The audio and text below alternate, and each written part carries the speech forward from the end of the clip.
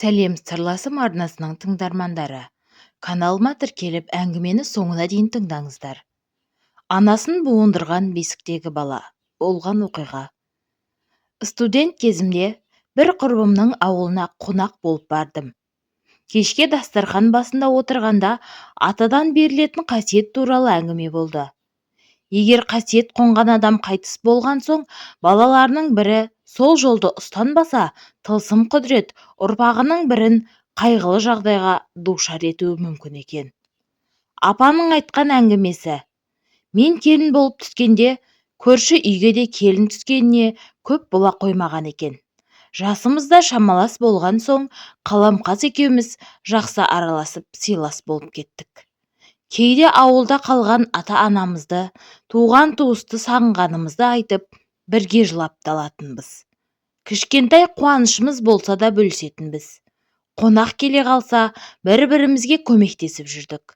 Де қаламқас үлкен атасы қасиет қонған кісі болғанын, оның жолын ешкім ұстамағанын, сол атасы жиі түсіне кіріп, үнемі есік алдына атан түйе әкеліп тұратынын айтты.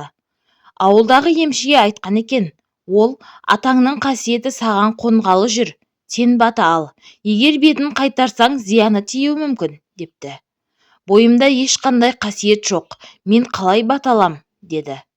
Сен немересісің ғой, өз балалары тұрғанда саған келмейтін шығар, деп мен оны жұбатқан болдым. Бір жылға жетпей мен де қаламқаста бала көтердік. Оның мезгілі менен 2 айға кеш болатын. Екеуміздің басымыз қосыла қалса, бойымыздағы өзгерістерді айтамыз. Қуанышымызда шек жоқ. Ана болудың қандай керемет сезім екенін сонда ғана білдік қой. Ай күнім жетіп, мен қыз босандым.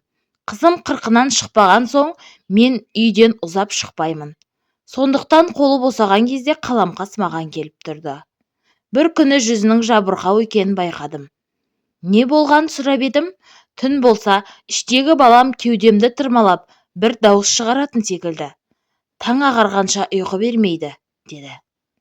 Мен оған не айтарымды білмей, емшіге барып көрінсейші, деп кеңес бердім. Бір күні қаламқас босанғалы жатыр деп енемді шақырып кетті. Бірақ оның босанатын уақыты жеткен жоқ еді. Шала туған ғой, деп мезгілінен ерте босанғанын жамандыққа жорымадым. Бірақ бір күдік іштей мазалады. Не жағдай болғанын білмей, дегбірім қашты.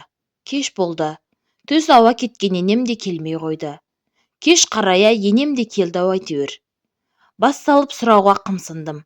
Өзі де ештеңе дей қоймады.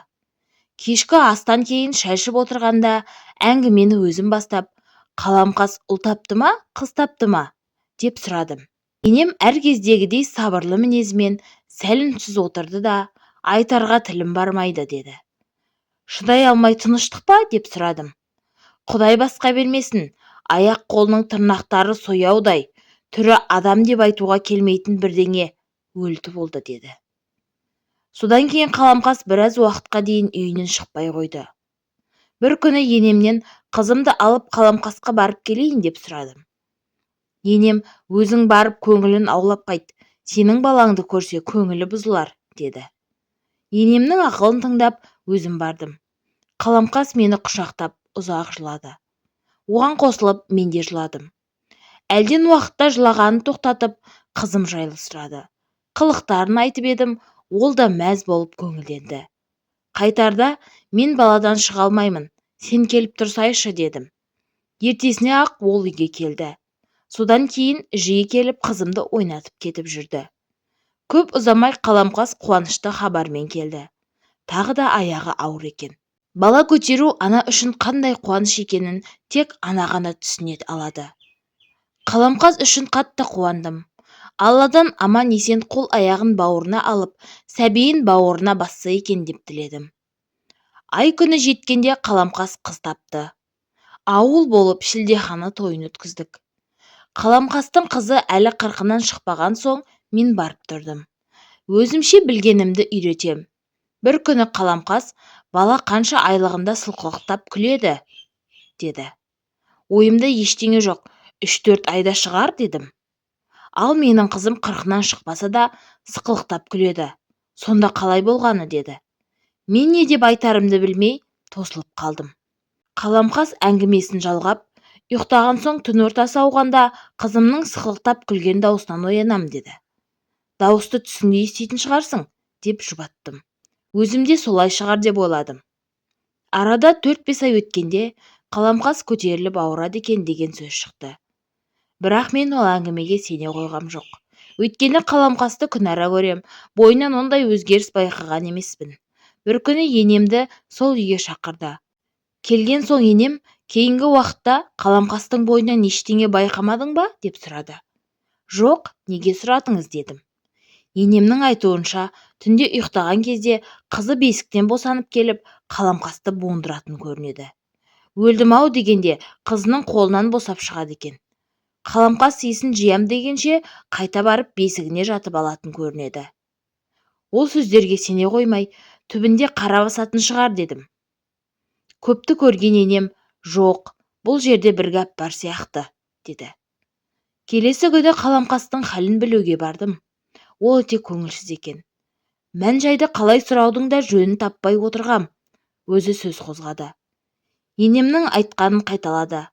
Ұйықтағанда бастырылып қалып жүрген шығарсың, ол түсің болар дедім. Жоқ, оянып көзімді ашқанда қызымның маған қарап сықылықтап күліп бесігіне барып қайта жатқанын анық көрем деді. Мен не айтарға білмедім. Екеуміздің құшақтасып жылауға ғана шамамыз жетті. Көп ұзамай қаламқас қайтыс болды деген суық хабарды естігенде есімнен тана жаздадым. Кейін білдік, бесіктің қолбауына буынып өліпті. Қаламқастың өлімін әркім әр саққа жүгіртті. Күйеуі буындырып өлтіріпті деген де сөз шықты. Өйткені ешкімде бесіктегі қызы буындырып өлтіріпті дегенге сенген жоқ. Қаламқастың қызы туралы айтқанын білсем де, мен де ол кезде сене алмаған едім, деп апасы әңгімесін аяқтаған еді.